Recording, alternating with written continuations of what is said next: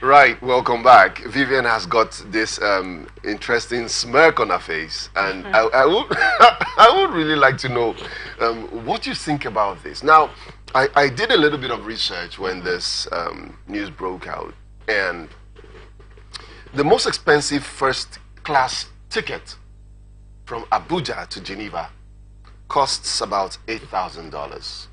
That's somewhere in the region of black market pricing. Parallel market. Yeah. How much is that? About 950,000 naira. Thousand or million? No. 900. Yeah, about about 9 million. About 8.5 million naira. Approximately rather. 9 million. Yes. Yeah. Yes. So Is now, that a round trip or a one-off? One way.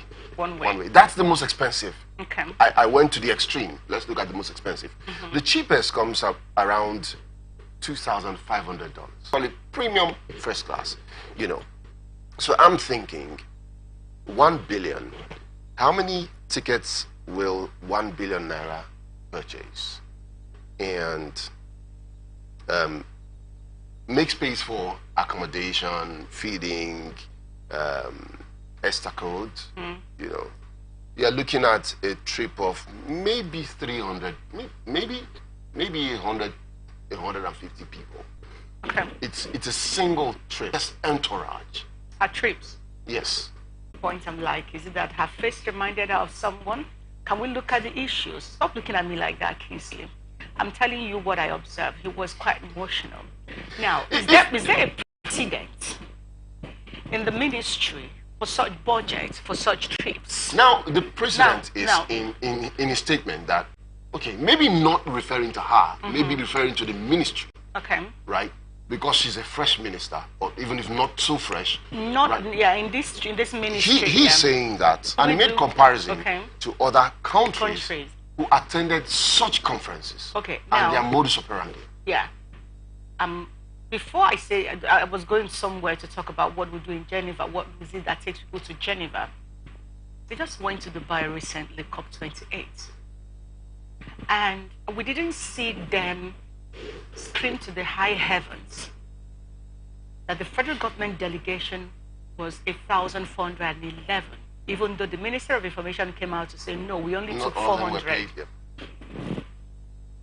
Let's say the 400-page entourage or delegates. What did it cost Nigeria? From their tickets, flight tickets to accommodation to the codes and all of those put together. How come we didn't see these people react the way they are reacting? Now here is the thing. Being emotional and screaming, oh, 1 billion, I understand that's big money, even as Nigeria is in the present. But what do we do in Geneva? Geneva is a regular trip because of the international conferences that holds there.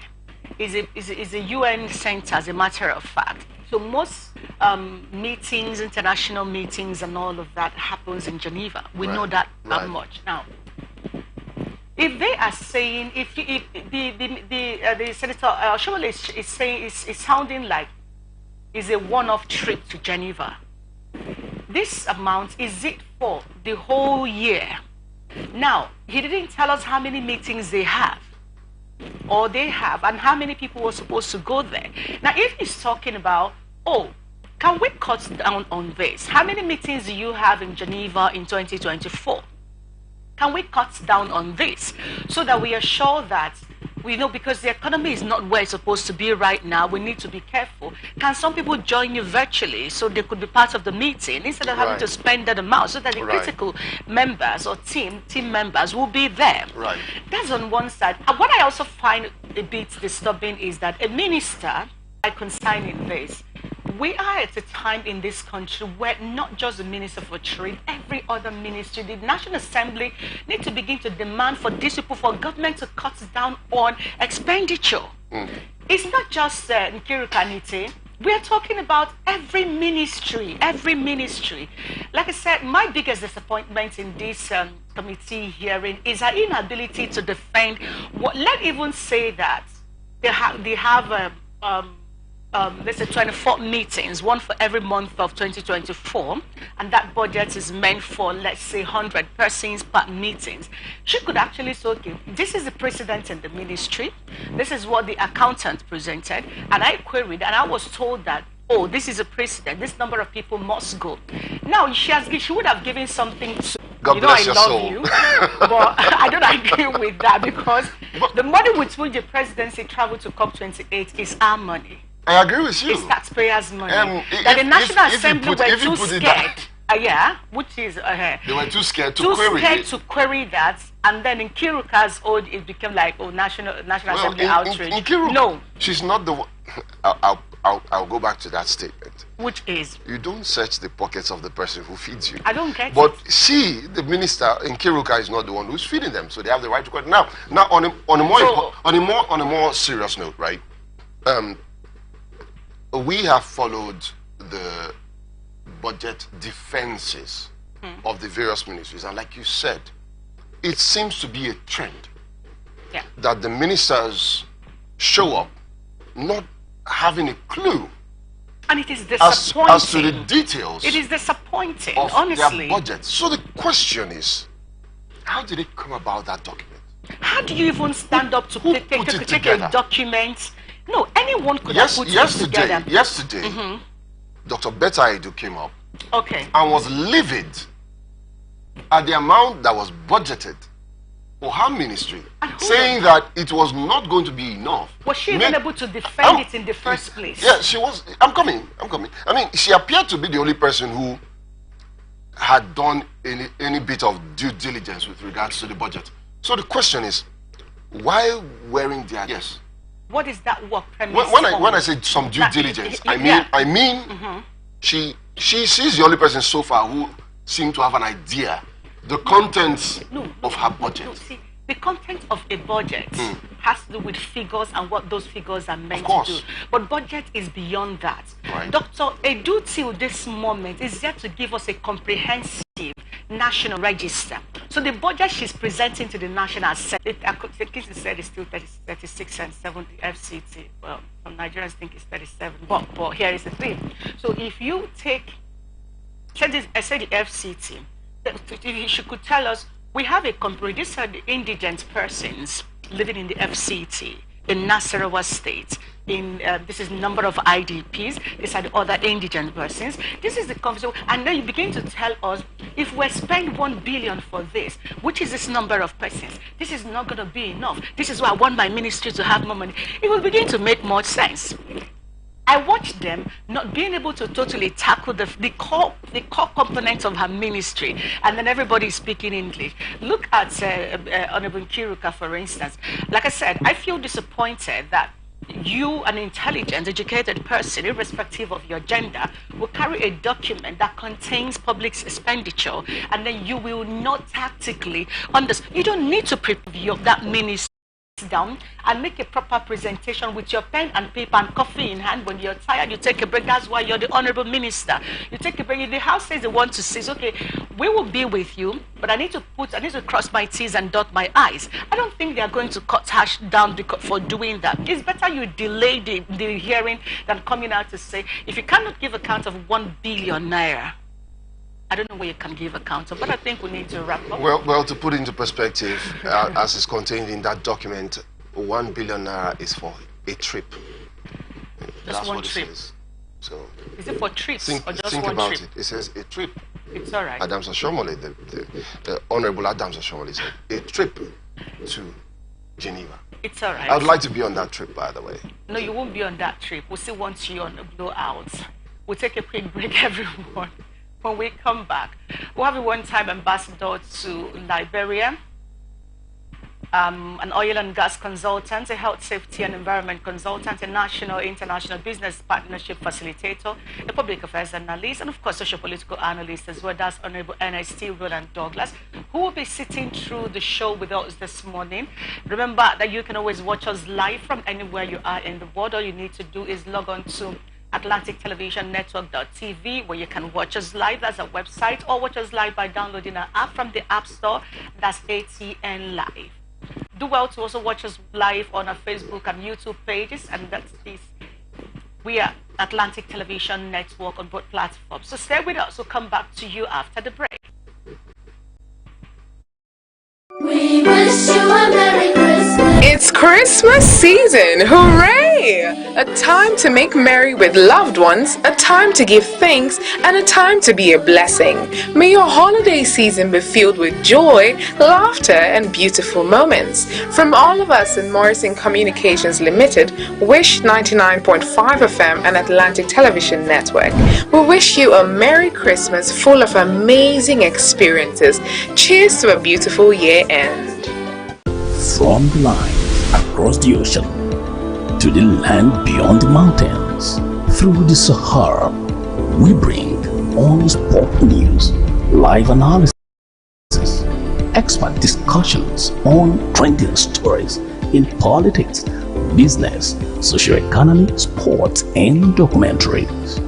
So catch all the updates on the happenings around the globe. Stay focused on the fact today, only on ATN.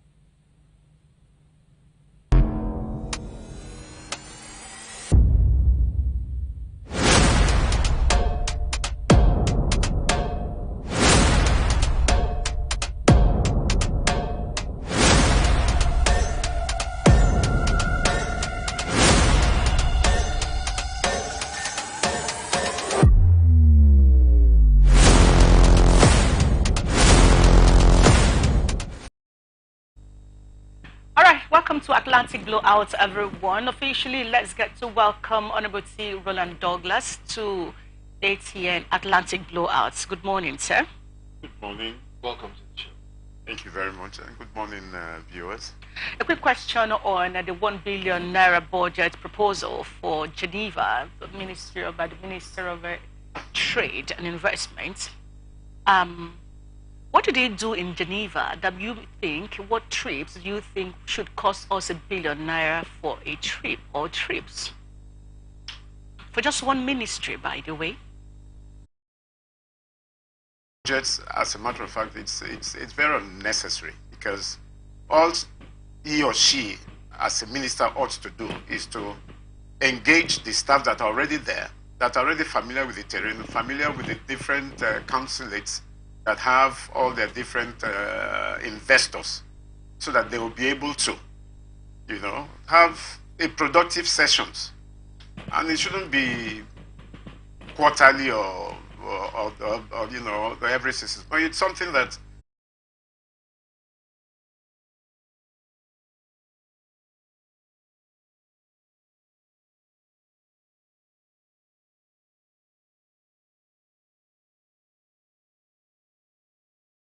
and other things. In a statement issued by the River State Commissioner for Information, Mr. Joseph Johnson, on Wednesday, he said, following the visit of the governor to inspect the level of damage done to the building on the day of the fire incident, it became necessary to invite professionals to advise government on the integrity of the building. You will recall that on the night of the attack on the complex, explosive dynamite was used to attack the complex, which shook its foundation. The experts observed that there were visible cracks on the walls and the entire structure looked frail and unsafe for legislative business. The commissioner said the government had tried all cost-saving measures towards the repair of the complex until it bowed to the superior view of rebuilding the complex to a more befitting edifice. Johnson further said, after the assessment of the integrity of the complex, experts warned government that continuing to use the building in its present state would be disastrous. I quote, in the interim, the River State government has provided an alternative venue for the House of Assembly to conduct their affairs pending the rebuilding of the complex. Our guest has been chuckling while I have been with that. And the first thing that comes to mind is, I remember quite clearly that during the governorship tenure of aspect of it, and that's, as a matter of fact, it's a good mitigation, because the consequences would have been a lot more disastrous than these measures that have been taken. But like I said, you can divest the crisis, being giving it this kind of urgency, and then placing it on the front burner, and then these actions are just being taken. For me, let's give the governor and the government itself the benefit of that. That look, this is a safety measure and it has to be done. And there. Honorable, you earlier showed concerns about the timing, which this reconstruction is being done. You're clearly not comfortable that this project, which could have been postponed, is being done immediately, especially when we look at the economic situation in the country and, of course, the state. But, I have a question. If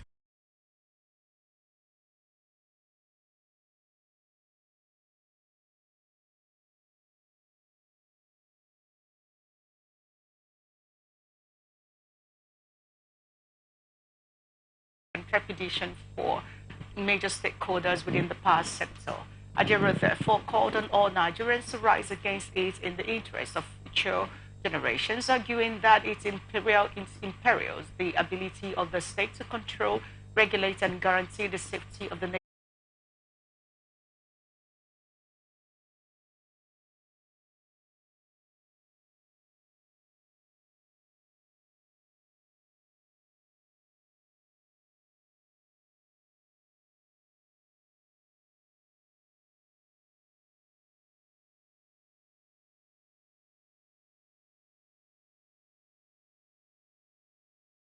And then we will have you know, a fantastic IGR from, you know, the various organizations and companies that are going to go into it. But there seems to have this lacuna from government of the different administrations, not showing that will. Telecommunications sector and how relatively successful it has been. We know that with telecoms we are not there yet. We are not in the utopian situation. But see, it has been a success so far. The advent of GSM, but we cannot supply what we have generated. Hence, we have to sell. Why? Because the transmission facility are obsolete. If we power what we have generated, Nigeria will go up in flames because our transmission equipment and facilities are obsolete. Absolutely. They need to be upgraded. Therefore, we cannot blame the distribution companies because it's what they receive through these obsolete transmission channels that they can distribute to the consumers. So if the